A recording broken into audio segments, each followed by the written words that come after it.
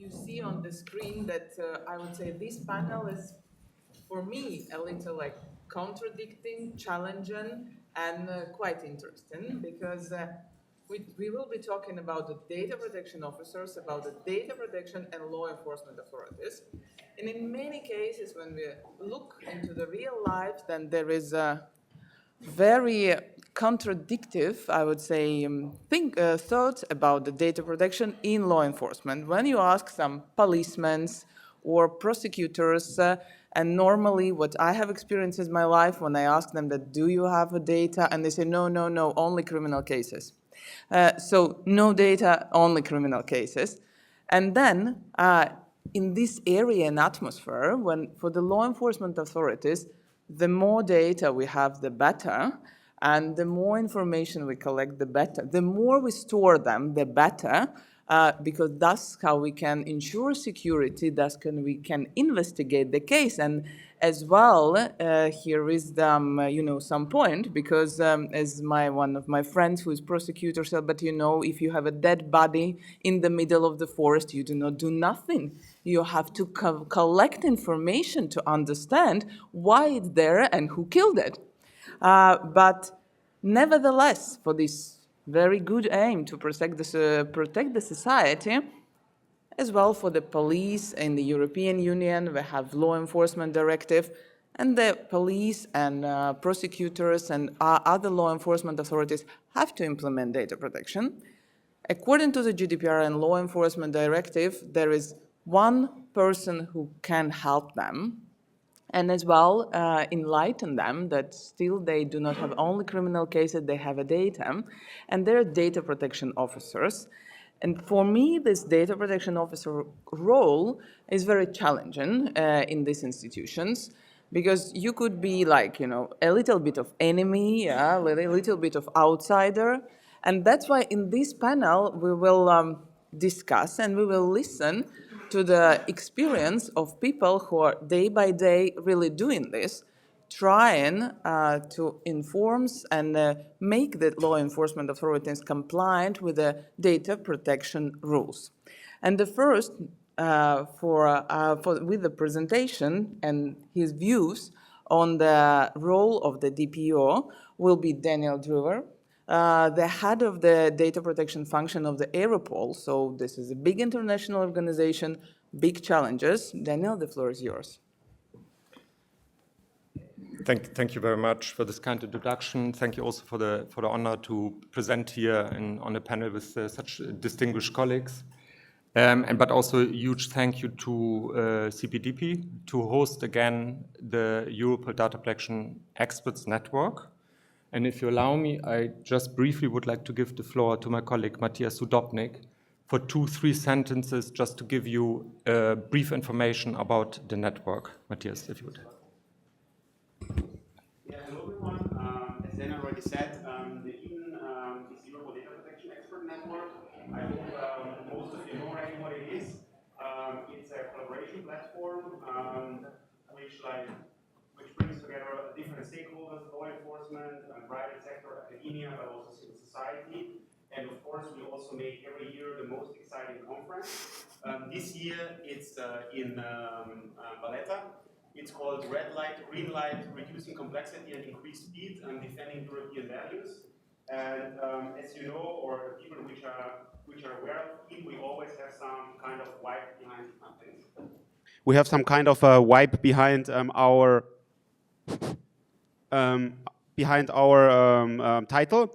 So red light, green light is a well-known term in the data protection cybersecurity community, and often used to indicate whether a project has been assessed compliant or non-compliant. And at the same time also, it carries a pop cultural reference to the children's game that gained widespread recognition through the Netflix series Squid Game, maybe you know it, where the stakes are life or death. And in this sense also, there are striking parallels, let's say, to data protection and also cybersecurity in law enforcement, as these issues can also have serious real-world consequences for individuals. So having said that, We are very much looking forward to see you at the conference. You see here, there's a barcode for the registration. Check out the program. It's a very multidisciplinary program, also with different speakers. And on the right side, there are also two barcodes. So you can join the Eden group, the LinkedIn group, and also the YouTube channel, where you can also find most of the Eden talks of the last conferences. So feel free to do that. And lastly, I really encourage you to ask some exciting questions to our panelists, because they're really data protection officers on the ground and doing applied data protection. So use this opportunity. Thank you.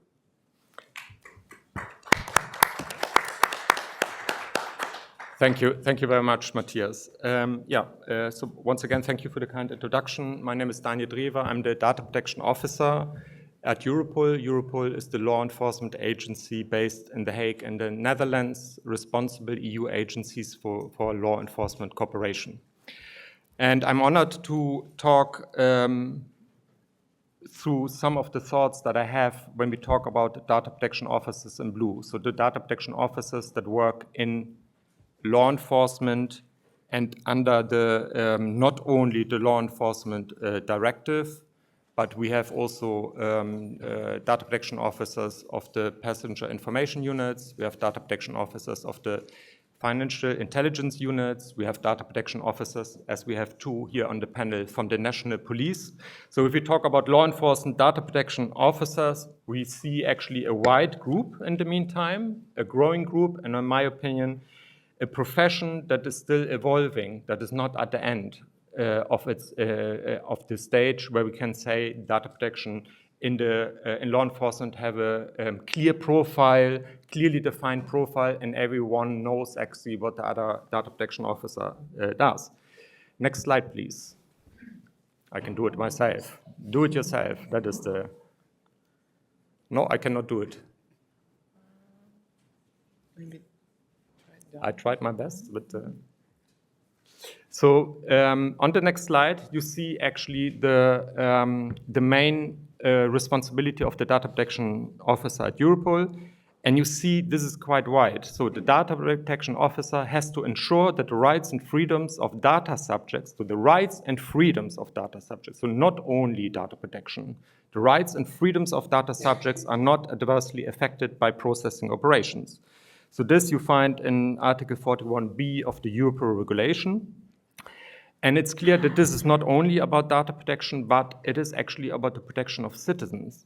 And we see the same in the law enforcement directive, because if we look at Article 1 of the law enforcement directive, there is written, this directive lays down the rules relating to the protection of natural persons with regard to the processing of personal data. So there is quite a burden on the responsibility when it comes to the responsibility of data protection officers and law enforcement. And at Europol, we had the legal obligation. Sorry, one slide back again. At Europol, we had the legal obligation to have a data protection officer appointed since 2010. And already in 2011, we received a letter from our supervisory authority saying something that, in my opinion, is obvious, but I think has to be all the time again recalled. And this letter actually says, the data protection officer of Europol does not only serve Europol, he serves the wider public. I think that is quite interesting and, of course, puts additional work on our shoulders. And we feel the pressure, let's say it like that. But I think at that time, the joint supervisory body was very wise already in an area where not all national police had data protection officers in place. When we talk about the challenges of data protection officer in law enforcement, I think one of the challenges is, and my colleagues here will be able to tell you more about this, is certainly that law enforcement is hierarchical, is an hierarchical organization. And that means that data protection officers, from my point of view, have to be placed in the hierarchy of law enforcement at a sufficient high level. Like at Europol, the data protection officer is also a head of unit. And for police and law enforcement, this plays a role.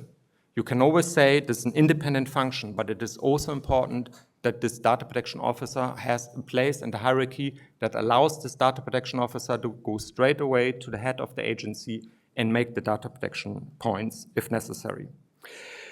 The second challenge that I see, also looking at this sorry, I need the previous slide again.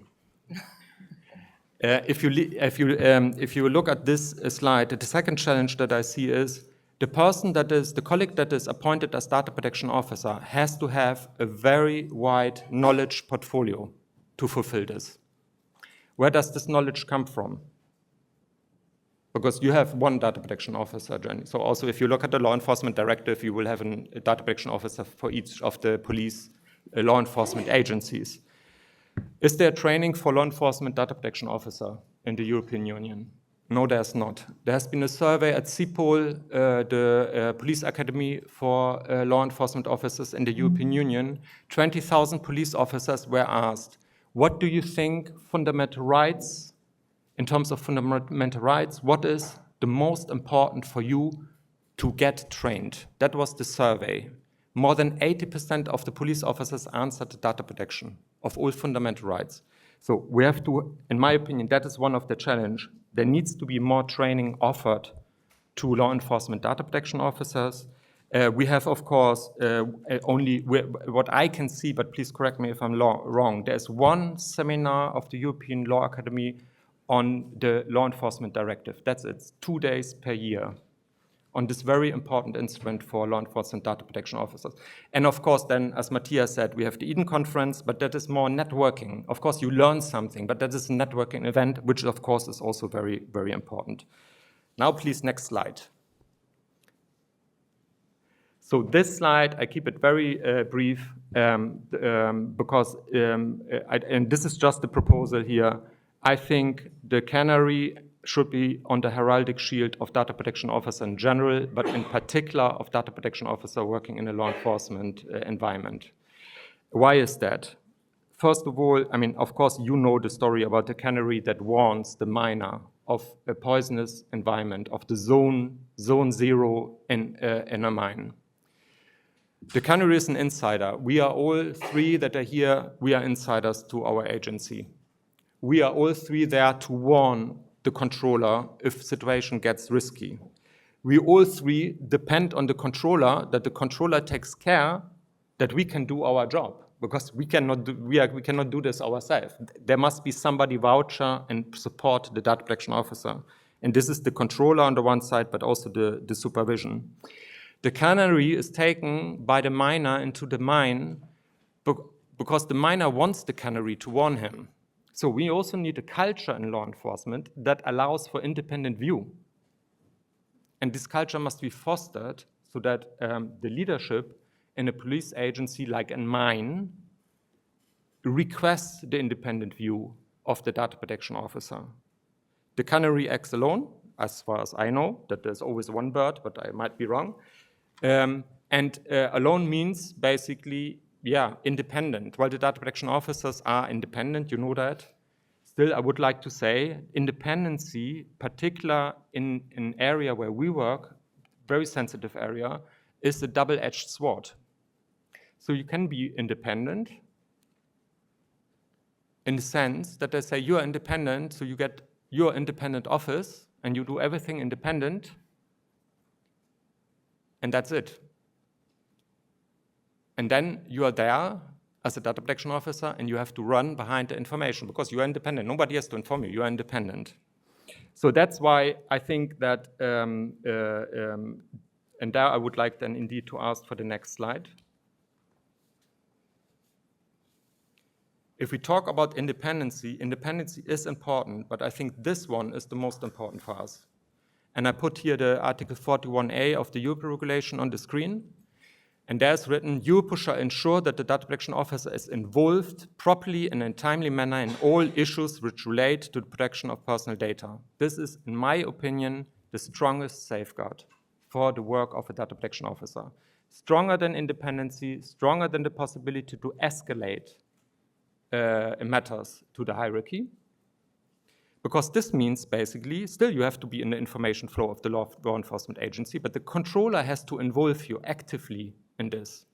When I started as a DPO in 2010, I still heard at Europol, we will start this processing now, there will be technical logs and everything will be controlled by the DPO, and here we go. That is 2010. that doesn't work in 2025 at Europol anymore, because this is not the actively involvement of the data protection officer. What happens is that the data protection officer is involved properly and in a timely manner to provide his guidance, her guidance and advice to the controller. That's why I believe this is the strongest safeguard that we have. And obviously at Europol, this cannot be done alone. So I'm in the very privileged situation heading a team of 8 colleagues that work exclusively on the assurance to the controller on data protection safeguards applied in the European Police Office. Next slide, please. This is the history slide. What is at stake for law enforcement? And can you please give me the history slide? We had it on the screen for a second. Yeah, this one, yes. So this is the history slide. The sentence that you read here on this slide is from 1829, from the founder of the Metropolitan Police, Robert Peel. And he at that time said already, translated maybe in modern language, whatever the police does, we have to earn the trust of the citizen. And if we don't have that trust, we cannot do our job. This is from 1829, Modern Policing, Sir Robert Peel. We have at Europol, we have a room named after him because of this. This is, in my view, very, very closely related to the work of the data protection officer. The data protection officer, we are the ones that are creating the trust for the citizen as internal advisor and assurance provider to the controller that the agency is following the line to be in compliance with data protection rules. So this was true in 1829 when Metropolitan Police was founded, and it is still very true today. Has to do with the transparency, and therefore I advocate that all data protection officers in law enforcement in the European Union should have the same obligation that I have as Europol to have an annual report presented to the highest body, governance body of the agency in order to shape transparency on what are the challenges for the data protection officers on the ground. Next slide, please. Of course, when we talk about law enforcement and data protection, that's not easy. You will hear everything from my colleagues in a second about this. I just wanted to tell you that in order to promote data protection in the law enforcement environment, we talk with the operational colleagues because we have assurance of the data protection officer on the one side, and we have the work of the controller on the other side working on data protection matters. The selling points are the rights of the citizens need to be respected. There might be possible reputational damage if data protection goes wrong. More importantly, the quality of your records might be not the one that you need to fulfill your job. Garbage in, garbage out, that also counts for law enforcement.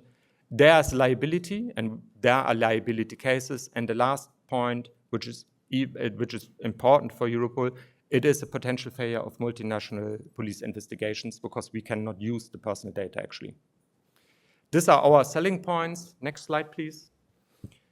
And what doesn't work is if you don't have the strong support of the top of the law enforcement agency for your work. And here I put the sentence of Catherine de Boll, the Europol Executive Director, on her take, which is the take of the agency on data protection and law enforcement.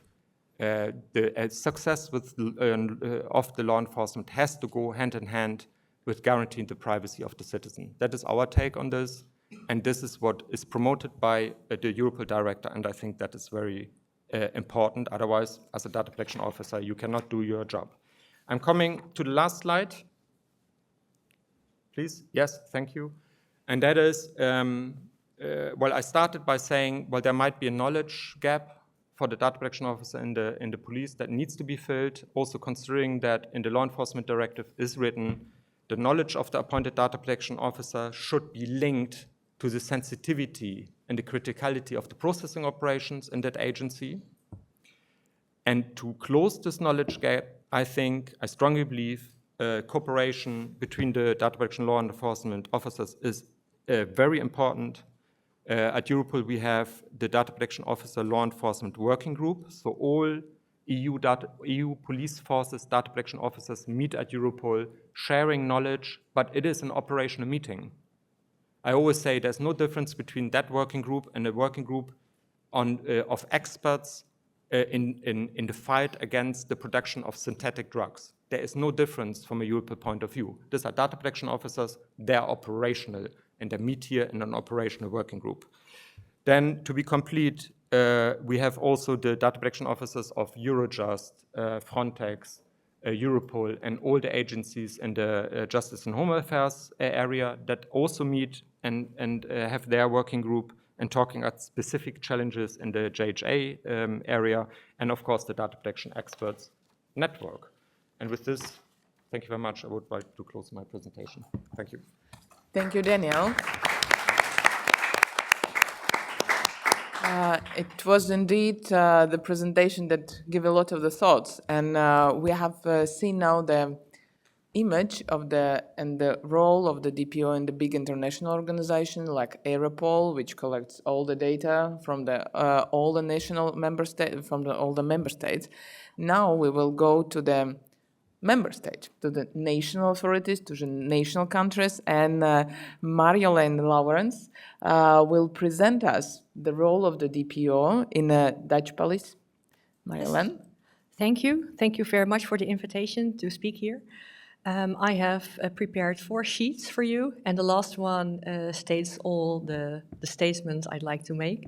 So just to let you know that you won't have to write everything down. The one with the 3 circles I always use to describe what drives me, and the little smiley in the middle of it is me. Pretty much, I have to tell you something. All polices in Europe are slightly different, and in the Netherlands is that we don't get to decide what we do. We always have a competent authority who tells us what to do. Competent authority maybe sound like a supervision, but that's not the one. It's the one who says, you can do this now. So we are controller in the police in the Netherlands. It's not for all police forces, but in the Netherlands we are our own controller. But we only act if the mayor of the city says so because something is going on, or the public prosecutor.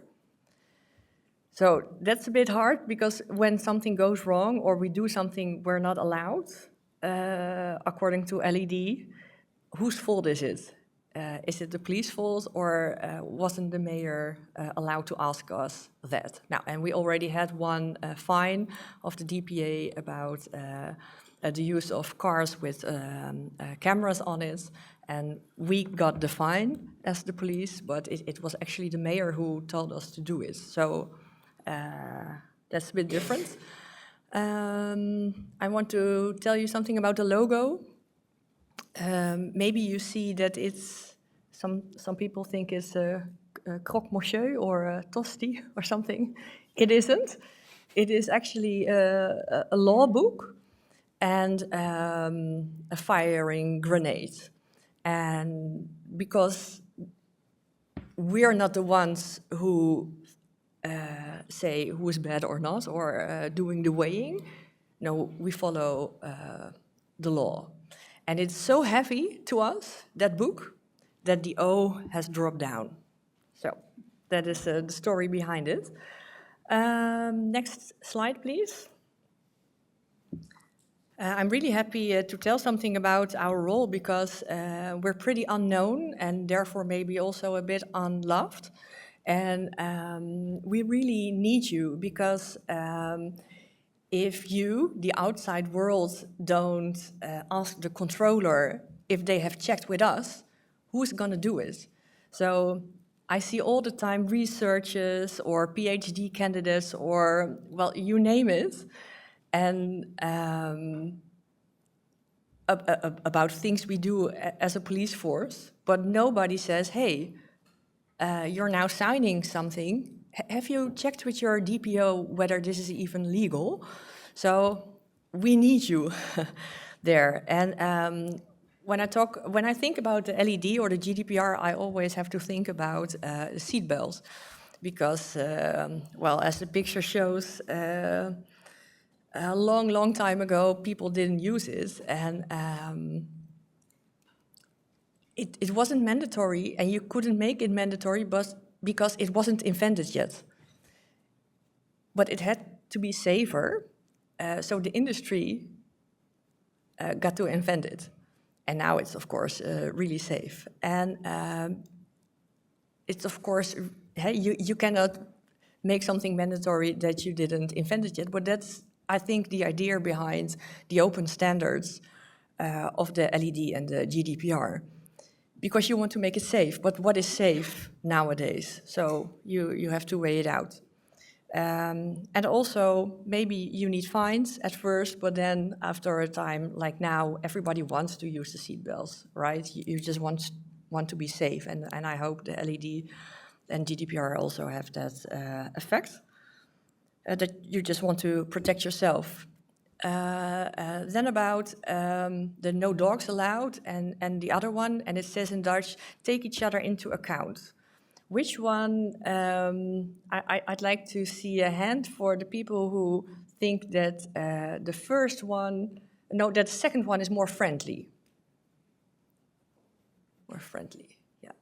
Yeah, I think so too.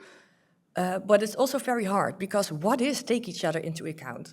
The first one is like, okay, no dogs allowed. Pretty easy. But the second one, okay, but when you're on a bike, what are you supposed to do? And I checked yesterday online to see how you translate a word. In Dutch we say geboden and verboden, and it's a bit like mandatory, command, rules, and they differ. And because they differ, the supervision on it also differs, and makes it sometimes really hard. And that brings a lot of responsibility to the police force themselves, because be polite. What is polite?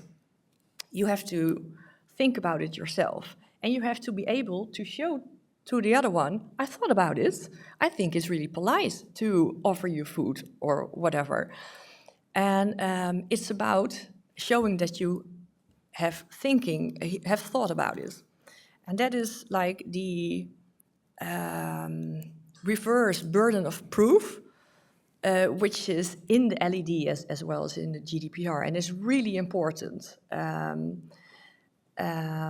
So that's why I mean, I'm busy with it every day, just to tell people, you don't have to be scared of me, and I'm not going to investigate whether you brought your dog or not. I'm asking you, can you tell me what you have done to be polite or be lawful? It's about the spirit of the law. So that is why if anyone asks the Mona Lisa how much milligram brown paint was used with it, I mean, there will be an answer, and someone is right eventually, and maybe you can do a promotion over it, but how relevant is it?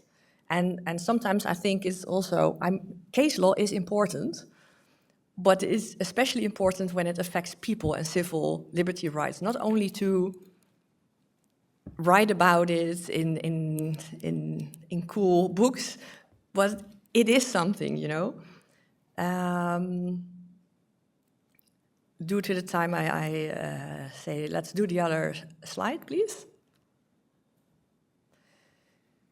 Yes, then we come to, but I told you about the authorities who say to us what we do, but that's not the only triangle, because we also have the Data Protection Authority, we have the DPOs, and we have the controller.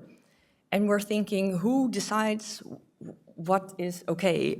So we ask them, and they ask the other ones, and we're pointing at each other sometimes.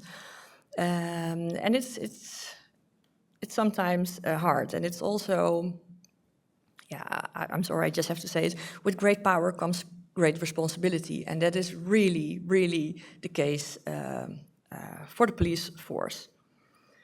And we know we are able to do it because we follow criminal proceedings by heart. I mean, you can wake up any of my colleagues on the streets and ask them in the middle of the night, can we enter a house? Or do we need something? Well, everybody knows the answer. So we can follow the law, and we do it all the time because we're the police and we want to follow the law. But the LED is just a little less top of mind. Yeah, about, obviously, I think you know who Malcolm Sparrow is. I mean, supervision, oversight, it's a trade.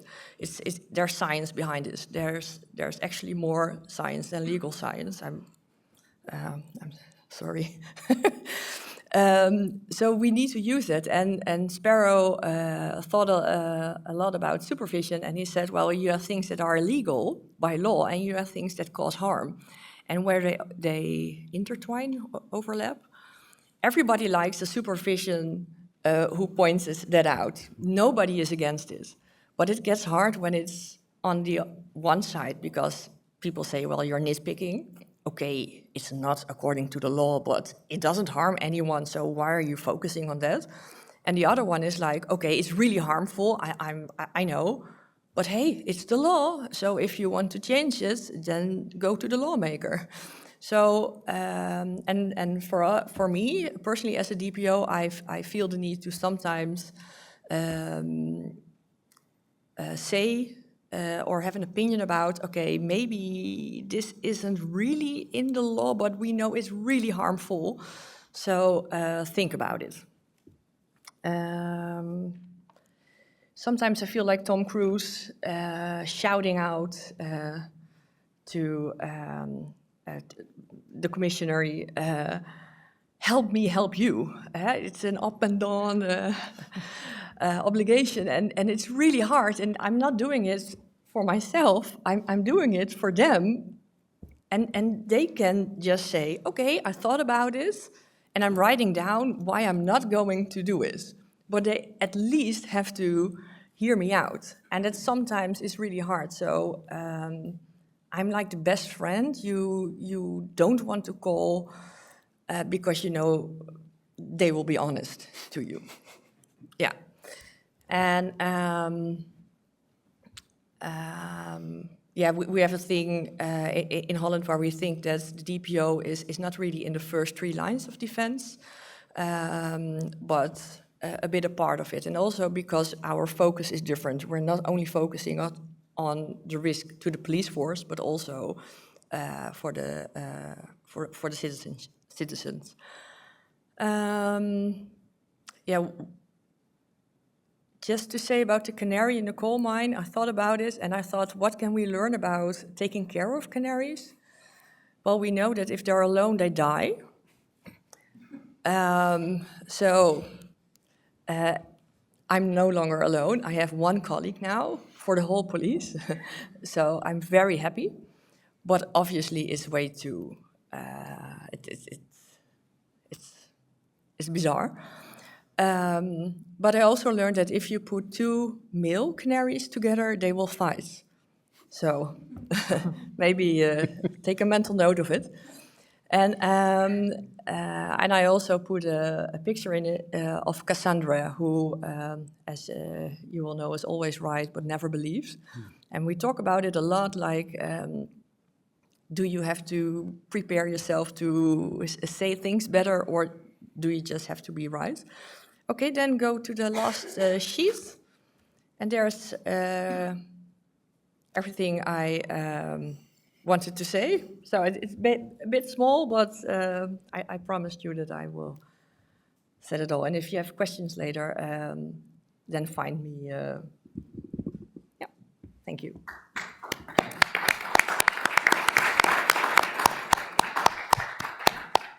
Mariolyn, thank you very much. And I really hope that Canary will not die and will not fight, but will work together and be healthy. And the next one who will present experience of the DPO, and I hope that nobody will be dying also, we will go across the sea and go to the island. And we go to the island police, and Michael Armstrong is presenting the police of Ireland, has very non-Irish name for me. It's like I always think that this is like Italian one, Garda Síochána. But Michael, how it's on the island with the data protection officers? It's busy. It's busy. Thank you very much, and thanks to my fellow panelists. And just to say at the start, thanks to CPDP, to Europol, and in particular to the Eden Network. It is, as we'll get into in our discussion, it's a challenging rule. And I would say that the work of the Eden Network, that Daniel, that Jan, that Matthias, that all the team lead on, really helps to make it a rule that is possible to do, because you're working in a network of people with similar challenges, similar headaches, and being able to share that knowledge and experience it's absolutely essential. So my name is Michael Armstrong. I'm the Data Protection Officer for An Garda Síochána. That's the Irish National Police and Security Service. Next slide, please. I wanted to start with just an observation just on the sheer complexity of what a policing service is. In the modern era. So the mission of An Garda Síochána, kind of corporate branding, but the mission is keeping people safe. That's what we're here to do. But increasingly that's being done in a complex and evolving landscape. So from the very core of local community policing and crime prevention and emergency response to a renewed focus on assisting victims and ensuring that victims' rights can be upheld, to policing the roads, to event management, to managing thorny issues such as domestic violence, coercive control, and other issues, fraud and financial crime, drugs and organised crime, online safety, cybercrime, CSAM, and right at the bottom, state security. So we're relatively unique as an organisation in combining policing and security functions, which again creates kind of more complexity from the DPO perspective. So people will have different views about their experience with policing, but I think from here you can see that it is a complex role, it's a challenging role, and I think the overall mission of keeping people safe is an important one, it's an honourable one, and it's a dangerous one. And that's always something I try to keep front of mind. And in recent weeks, sadly, we marked the passing of Garda Kevin Flatley, who died as part of there was a collision incident while he was out on duty roads policing. That was the 90th member of An Garda Síochána who died on duty in the 103-year history of the organisation. So it is not without risks, and it's not without challenges, and our role is to help support the organisation through that. But effectively what we are doing, next slide please, is trying in that complex landscape to uphold the values of European law. So starting from the Charter of Fundamental Rights of the European Union, the right to data protection, all the way through the framework of the GDPR and the LED, and then into new and more specific bits of legislation. So our role in respect of the Digital Services Act, the proposed regulation in terms of CSAM and the issues there. And in particular, front of mind for me is the EU AI Act. So I listed off there the Article 5 prohibitions that are there and listed under the Act, and they give a real insight into the kind of, to be perfectly honest, nightmarish processing activities that could be done in a society that didn't have respect for fundamental rights and fundamental values. So the kind of subliminal techniques, social scoring, mass facial recognition, emotion tracking, the kind of thing where you'd have to set your face to look happy before you walked out the door in the morning. Now, I don't know about you guys, but it takes me about 3 coffees to wake up in the morning, so that's not happening. My social score is dead before I even get to the coffee shop. But in all these things, that's really what we're trying to do. We're trying to keep in mind the mission of the organisation, plus then that respect for fundamental values. Next slide, please. So no spoilers, but we have those 2 missions in the middle. And then we have that intersection Next slide. So, who works at that intersection? And it's not a trick question. Anyone? I'll give you a hint. We are all doing that job. Okay, next slide, please. It's the law enforcement DPOs. Next slide. So it's a critical role. As others have covered, it's a canary, hopefully alive in the coal mine. I like to think of it maybe in terms of a goalkeeper role, because things can only go wrong and you'd have to be crazy to do it. But occasionally you make the odd save. And it's also a critical friend for the organization in terms of providing that independent advice and trying to keep them on the straight and narrow in terms of our legal obligations and our obligations to citizens. So we're a key source of information. We've basically 3 customer groups broadly. We've the law enforcement agency itself. It's a diverse organization with many different competing priorities. We have the supervisory authority. So in Ireland, that's the Data Protection Commission. And then we have data subjects themselves as the lead point of contact for the processing activities the organization is doing. We need to work closely with other parts of the business, with ICT, with analysis functions, in order that we have a good line of sight to what is the organization doing, and can we make sure that we're doing it in line with the requirements of data protection law, and to try to get ahead of, as Daniel was making the point, in terms of new processing activities, to try and ensure that we have data protection by design and by default for anything new that's coming down the track. So in Garda Síochána, one aspect that's worked well is having our data protection office embedded in with other data and technology functions. Where that helps is oftentimes people will only come to the DPO when there's already a problem or they're worried there's a problem. They'll go to ICT when they want new fancy kit. They'll go to analysis when they want some kind of, very complex piece of work done by specialists. And us being embedded as part of those functions gives me an early line of sight as to what are the priorities for the organization, what new systems are coming on track, what's our project plans for that, so we can get in the door quickly with the like of DPIAs, data sharing agreements, all of the compliance architecture that we have.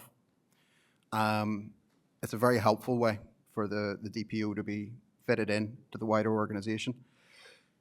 And what we've managed to do since the office was established in 2018 is develop a good working relationship with our supervisory authority. So that's in terms of addressing and responding to data subject complaints.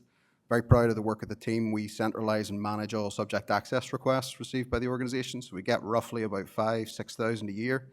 Our working complaint caseload with the DPC is 36. So most people, when they apply to us for their data, they're happy with what they get. But where we have issues where people are escalating complaints, we would work with the DPC to address and resolve it, to notify breach incidents and our follow-up mitigations where they occur, and to consult with the DPC on new initiatives through the DPIA process. What we're looking to do with that process is basically retrofit it to match in with the new fundamental rights impact assessment processes coming down the track with the EU AI Act, because for our part, we'll still be the function that needs to look after the compliance issues. The DPC will likely be the relevant supervisory authority, so it makes sense to combine those processes into one consultation. Next slide, please. So one thing I'd say, and I'd really emphasize, and it's great to hear you've got one more staff member, but it is not a one-person job by any stretch of the imagination. And I think anyone who's out there who's a one-man band or one-woman band as a DPO needs to start, ringing the alarm bells in terms of trying to get additional resource. So we're very lucky in terms of our structure because we have kind of a combined function of data protection compliance along with FOI, along with records management. That allows us to kind of spot synergies. Frankly, it allows us to put together more requests for staffing because we have this kind of suite of responsibilities that sit under the office. And it helps us to hopefully over time build a kind of center of expertise. And it makes sense, in terms of if we have better and clearer records management policies, that reduces the risk and the impact of a breach. It also means from a freedom of information perspective, we have less material to disclose because we're only keeping what we need. So there's benefits to the organization as well in terms of, making sure that we're just applying those data minimization principles. It needs sustained investment. People need months to get up to speed on all of the requirements. They need training, they need dedicated training. We also need kind of the support in terms of ICT infrastructure for ourselves, case management systems to manage our data subject access request caseloads and the like. So it is something that needs supported as a function if it's to work effectively. And as I've said there, what we're trying to do is basically use that architecture that we've built to try to get ahead of the game with AI and make sure that where we are looking at potential uses of AI, that we're applying that kind of data protection framework in terms of a clear legal basis, appropriate safeguards, transparency in terms of algorithms, management of bias, all the issues you've heard about in other panels as part of this event. And I would echo the point Daniel made in terms of it is a new, evolving profession.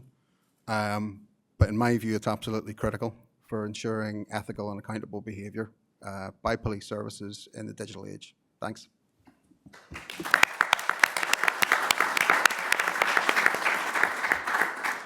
Michael, thank you very much. Listening for all of the three of you, I cannot imagine canary or goalkeeper. I can imagine the person in the orchestra who is only one with a lot of musical instruments, you know, and you have to play some Beethoven sonnet and then to run from one another and sometimes to do it with the boss. But we have the one more panelist who is international data protection expert and who was advising a lot of working in a lot of international organizations to showing them the compliance with the GDPR and LAT. So Anna, what would be, and it's Anna Puglia, and what would be your opinion and how you see the role of the DPO in the organizations, please? Thank you very much, Yekaterina, and I'm very happy to be on this panel today, although I'm the odd one out. I'm not related to the police. I'm a regulator like you at CERN, but I'm definitely not in the police forces. So what I want to do is a little bit draw the comparison maybe and also look at the difficult points. Thank you very much for inviting me, Europol and the Europol Data Protection Experts Network. It is a big honor, actually, to be on this panel because I think it's one of the most difficult ones. I will show during my presentation the why. I don't have words, I only have pictures to generate a bit of a discussion here. So in my career, I think I was a DPO myself. I have led teams of DPOs internally, and I mean massive ones, because in the organizations, as you correctly pointed out, it's not a matter of a single person doing the job. I mean, imagine organizations of 400,000 people with a lot of data. There were even just maybe 15 data protection officers in a single country of operation. So I have led very large teams, internal DPOs, external DPOs, and for a very long time, because my privacy career started in Germany, where the German Data Protection Act already had the requirement for a data protection officer, more or less in the form that we have it in the GDPR. So it was a legislation that was kind of copied by the European Union. It was used as a model. So that was already since 2007, more or less, that I'm working with this functionality. Perhaps not being a DPO myself immediately, but definitely having to deal with it and, you know, with the Power of Works Council to discuss with the DPO. Also, France had a similar regime with the CIL, the Correspondant d'Informatique et de Liberté, which was not the same. It was not such a protected role, but Germany definitely. So in these years, apart from that, I have trained a lot of DPOs. I mean, I'm teaching at various universities where there are certification programs, and I'm speaking to DPOs oftentimes. So I hear their who's, if you want, and their complaints. It's a very difficult role. Now, I'm aware in the audience, I have a lot of experienced DPOs, some that I know personally and that are among the best. And it is this very difficult point of pressure between whether it is the data protection, the GDPR, or whether the EU DPR, also for the European institutions, are trying to impose as principles, as values, you know, the protection of privacy, a fundamental human right. And on the other hand, what an organization wants to do, perhaps juggle with data against profit, or in this case, protect citizens. So here there is perhaps a bit of a more noble, let's say, purpose on the other side. In some organizations, it's also a profit, and you have to really be the point on the board level, actually, because we brought the DPO to the senior levels, between management and so board level and the protection of citizens, in fact, people within the European Union, if we speak about the GDPR. And this role is evolving. We have DPOs now in many other countries, so it's not just the European regime. We see this role evolving. Currently, I cannot say how many DPOs we have, but the estimate around 2019, 2020 from the IAPP was that they were around 500,000. So 500,000 data protection officers from the organizations that had declared DPOs. And maybe there were offices and there were a lot more. And the function was growing by 700%. So I don't know at 2025 how many we have, but it is quite a profession and a tough profession. And maybe one point to say is that if it is one individual or two or three or five within an organization, you can imagine the pressure that that person has to absorb. What is the power of that person? It's not a corporate, it's not like the auditors that are independent, that are protected. They're individuals that have a work contract, and a lot of things can go wrong. What at least the feedback is whenever I go and speak at conferences, and it is very sad, and I think Ekaterina, that is a regulator, will perhaps look at it with a different angle here. What I'm hearing is we are external DPOs. We have a small office with my brother, for example, and we offer services, and the moment we raise a big flag, our contract is terminated without even a single word, and in fact, we're not paid our fees even. You see the reaction, I'm sure you've heard of that. Or I guess for an internal DPO, well, you know, signature of an agreement, some money out, and we move to the next person that has to be a little bit more accommodating. What I dealt with in my career very much was that I get phone calls like, you know, there is this, and that is a very good, perhaps, indication. We would like to hire you, actually. We are very interested in your profile. And I'm checking that there is already a data protection officer. Well, we want you to be the CPO who comes in and kicks out the DPO. Yeah. And you have to find a way of kicking that person out. So these are not scenarios that are very far away. I personally had at least 8 phone calls where people were contacting me to bring in somebody to kick out the previous DPO. So it is a tough job. With that in mind, let's start a bit the pictures rolling. It's just pictures for thoughts. Do I have a way of changing them? Okay.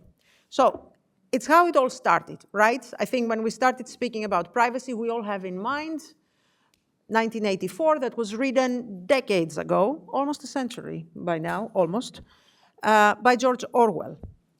What did he have in mind, obviously? He didn't have in mind the corporations. Like, have you read the book? I would assume that privacy lawyers and privacy experts have, or at least have seen the movie. I think what they had in mind was the state and the authority. And I think this is what demonstrates how difficult the job of the police is, because they are really in the center of enforcement and the state, and how the state is going to impose the law. So when you're trying to impose the law, in a dictatorship regime like the one described in 1984, it is the police forces predominantly that are going to do the job. So I believe we get a little bit how much more pressure there is there. Nowadays, perhaps with the evolution of technology, we see the big tech having a very big role in collecting data, but it wasn't the corporations that we had in mind philosophically when we started. But in the minds of the civilians, I think they are much more worried than for the police, and that's why it is so sensitive when the police is trying actually to impose the law, because they see it as a lack of democracy. Nobody's going to accuse a big tech for lack of democracy. Here, the issues are much more difficult, so those guys are in a very difficult position. I started with the difficulties of the DPO, because now I want to amplify it for the police, because this is 10 times as much. Because in the mind of the civilian, they need protection. And it just, I don't know how many people in every office, I mean, hopefully not one or two, but these people are under a lot of pressure. And they're under a lot of also ethical pressure. Why? Because what they're going to give us an opinion is not a matter of maybe a platform becoming more profitable, but it is mostly about whether civilians are going to be protected. So, and in urgent situations. Now, I haven't worked for the police, but I have supported actually states and police authorities via my services function, and things are super urgent, and also the budgets are not fantastic. I mean, a private company may have massive budgets. Typically, the state is very, let's say, frugal on the authorities. They try to do as much as possible. And so on the cyber front, and really putting in place all of the right measures to ensure the security of data, maybe we have limited budgets. Maybe we don't have, the possibility to go out there and get the state-of-the-art technology that is going to help us do things. But maybe it's something that governments need to start looking at. So if we could go to the next slide, and I'm copying you, with Tom Cruise. So it's his day. You recognize the movie, maybe? Minority Report. You remember what was happening in that movie. Now, I want to keep the session fun, but I really think that half of it is raising the right questions. I mean, we can all take the GDPR or the law enforcement directive and memorize things, but it's more about how we move in this space and how we gain experience and how we start thinking, especially in the face of new technologies, artificial intelligence and so on. If you remember, the scenario there was that you could predictively understand who would commit a crime and what crime, and we're not far from that. No, we're doing it. We are doing it, and you can do profiling. I mean, in Brazil was it, or Argentina, that they had this kind of potential for arrest because your profile or because of something you had done and you were suspected to do. I mean, reckless driving, no insurance, maybe you get arrested and you are presumed to be guilty. There's so much areas, and it all actually relies on how democratic our states are, and not every state on this planet is democratic. One thing perhaps I should say is that I speak to DPOs in all countries imaginable. I was in Asia in September, and there were DPOs also from the United Nations and from the humanitarian organizations. When I asked them about their privacy laws, their answer was, these are not privacy laws, these are surveillance laws. So they're not there to protect us, they're there for the government to have us under control. And these are lawyers who say that. So it's really, for some countries, so this is really worrisome. But we're in Europe, and I think we try at least to be this pinnacle of democracy and of values. They are reflected in our charter. I'm not going to repeat those things to you or mention articles because that's not the point. But we are brought up with values, and we are really the center of privacy, and the GDPR effect has been all over the place. So literally we are seen as leading that space. And so we have to think very much and very hard about where we are going. Unfortunately, these scenarios are happening. I hear also from my students sometimes that there are drones used by the military. Those drones can get a person, execute that person. They have the capacity to kill. So this is technology that is deployed, and it's not far from 1984 as we had seen it. So the job of a data protection officer for any kind of enforcement agency, police, and so on, is critical, because it will reflect our level of democracy, and they really need the support.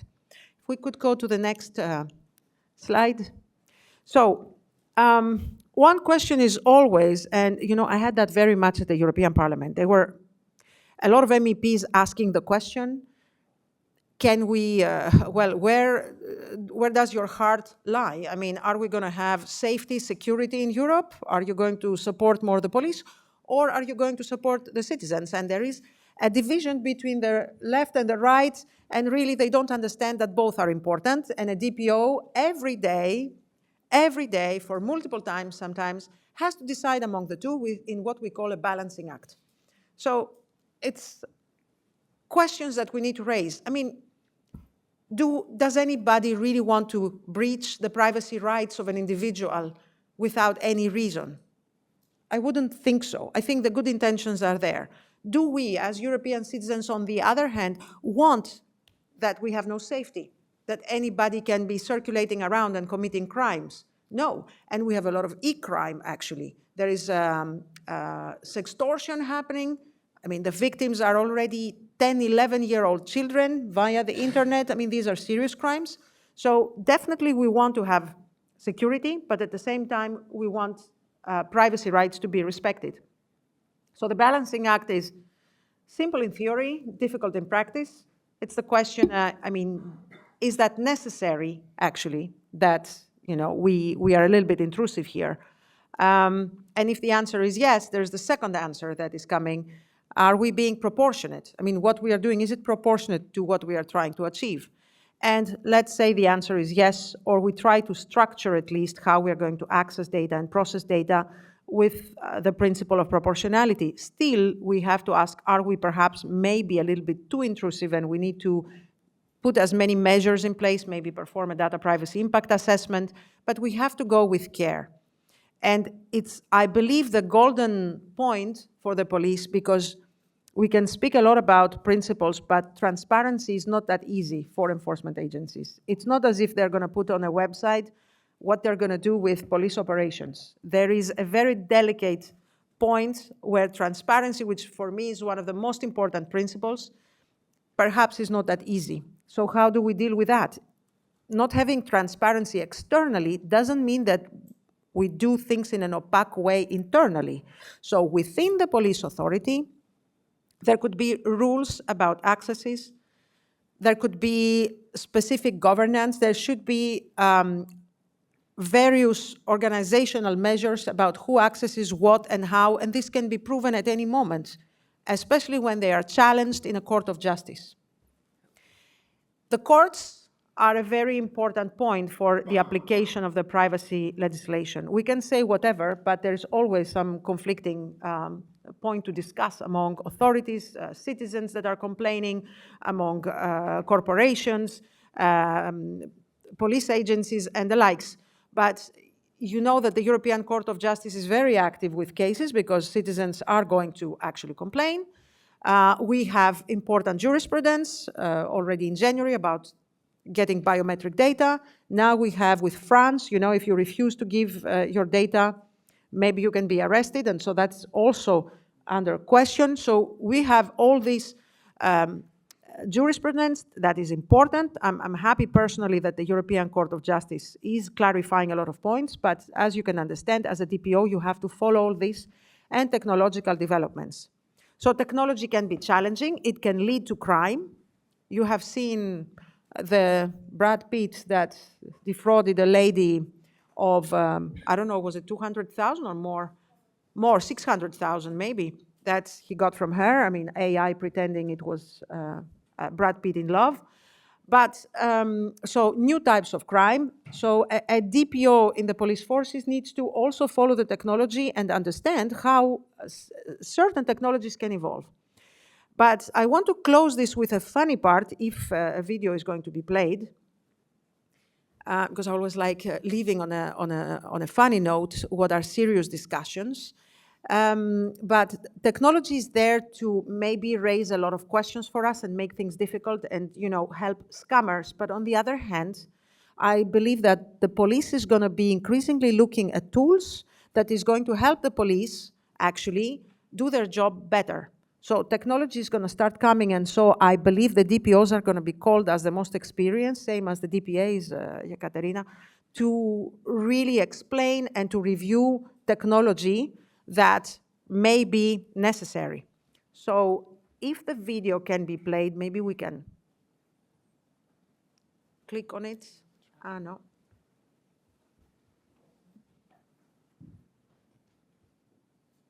I guess with a mouse on. No. There's no internet. No internet.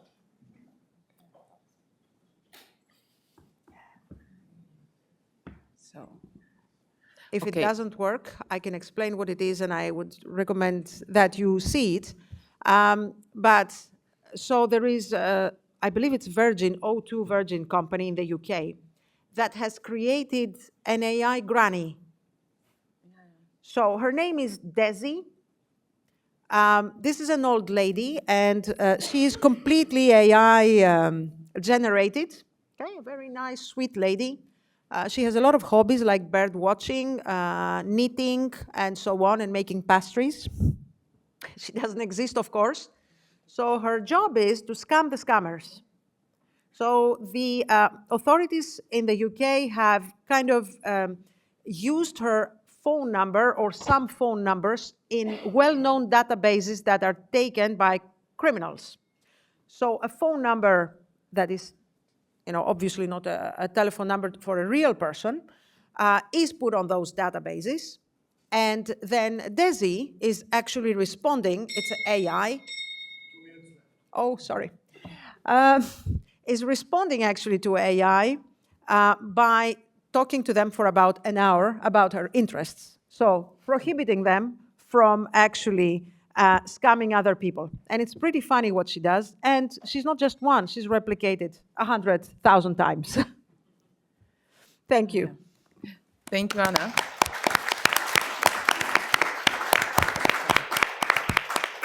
As we were notified by the bell, we will have 2 minutes. If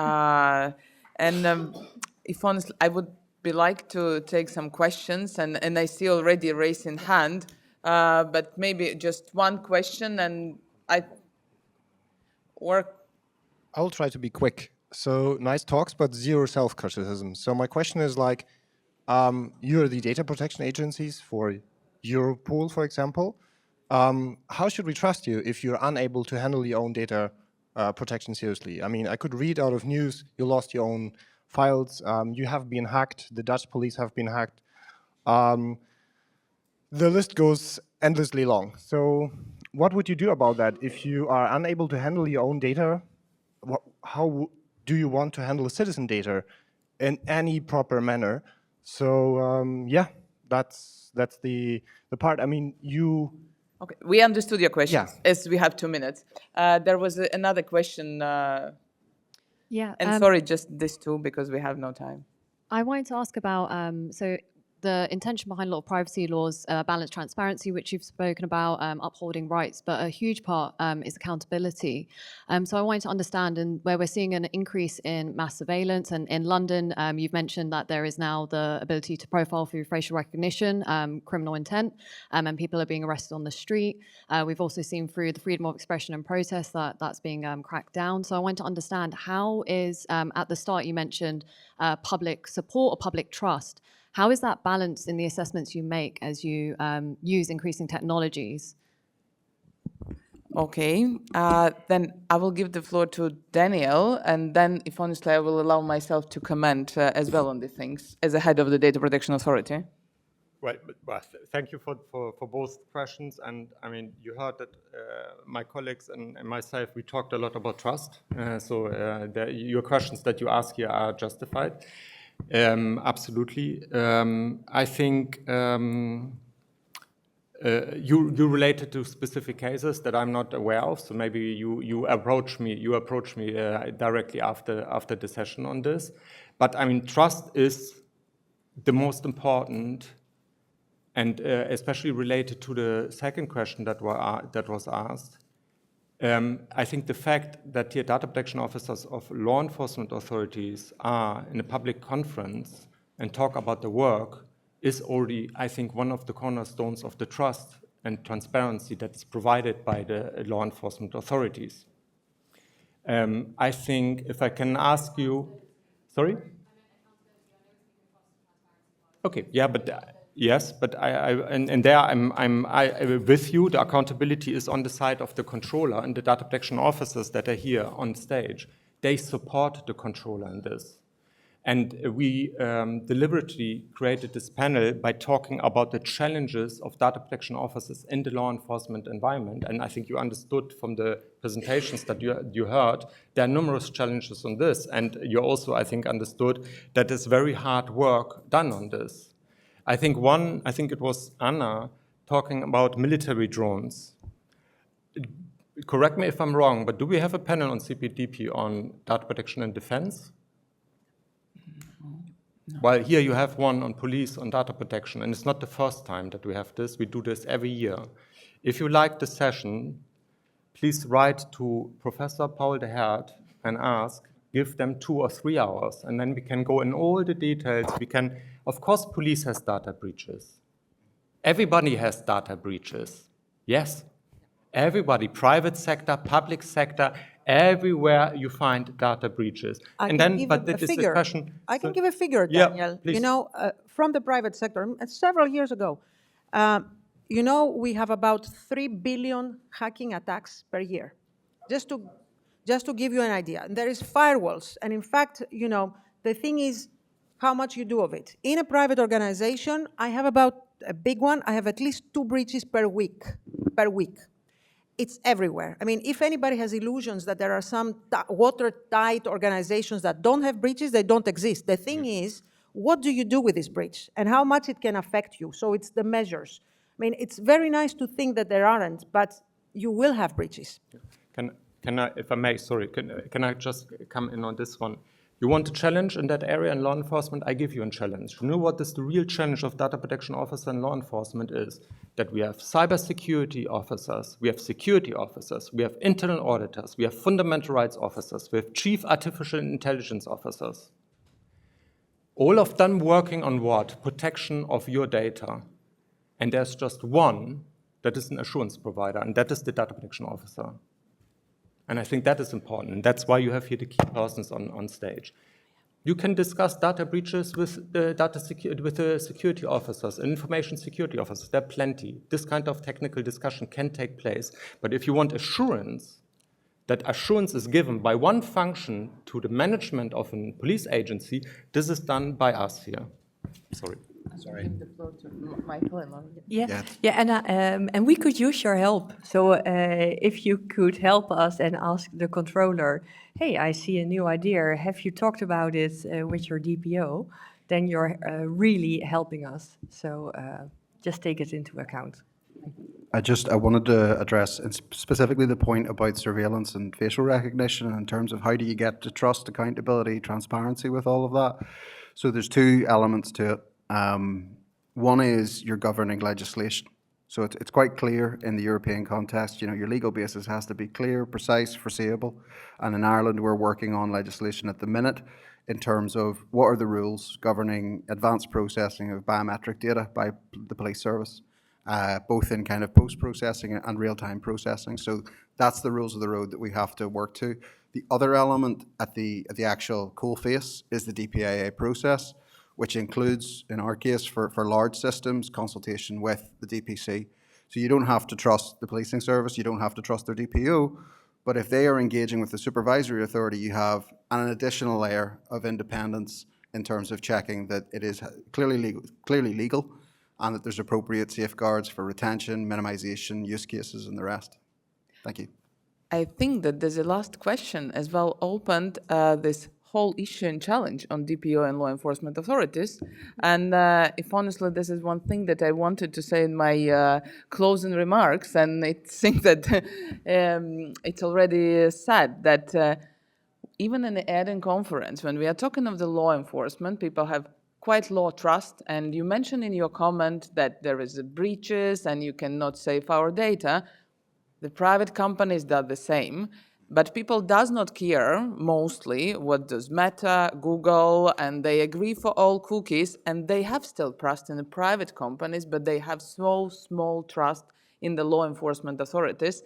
This is what we can see as a cultural phenomenon, I would say, in many countries, but maybe it comes as well from the history that the state still is more powerful than a person. But I think that this is the aim as well for such a discussions and the data protection officers and the law enforcement authorities want so ensure internally that data protection rules are enforced and that these rules and accountability and this balancing between security and privacy, it's in state.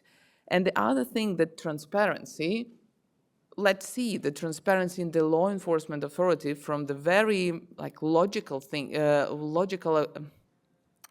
side of you could not be full as we can ask it from the private company, because if the suspects will know how you act, you will never open any criminal case. But then this is the role of the data protection authorities to come into and to have this another layer of checking if this really all this data is used in the order, in the correct order, according to the law, and with the same purposes that they collected with. So I think that this is very necessary for the law enforcement authorities and as well for the data protection authorities to look through the job and processing what have been done by law enforcement authorities and build trust.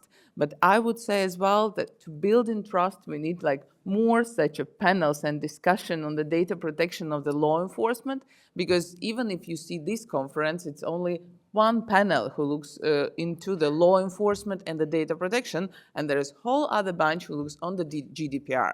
So talking about this, discussing it, and having all our stages and maybe doubts expressing, we will gain this real attitude towards data protection and understanding how data protection have to be enforced as well in the law enforcement authorities. But thank you very much for the questions and to the panel. Thank you. Thank you. Thank you.